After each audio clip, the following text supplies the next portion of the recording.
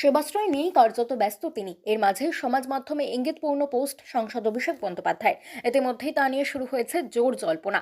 Instagram স্টোরির মাধ্যমে কাকে বার্তা দিতে চাইলেন তৃণমূলের সর্বভারতীয় সাধারণ সম্পাদক, চলছে তুমুল চর্চা। উল্লেখ্য, ইনস্টাগ্রাম স্টোরিতে নিজের সাদাকালো একটি ছবি পোস্ট করেছেন অভিষেক। সেখানে তিনি ক্যাপশন হিসেবে লিখেছেন, he who wishes to fight must first count the cost. যার বাংলা তর্জমা করলে দাঁড়ায়, যিনি লড়াই করতে চাইবেন তাকে আগে মূল্য চোকাতে হবে।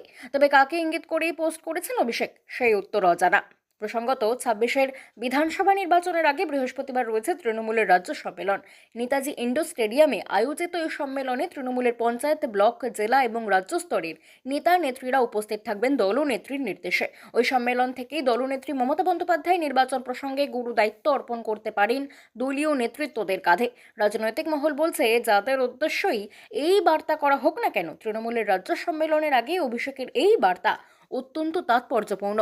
বাংলা খবর, আপনার রাজনীতি, আপনার আওয়াজ।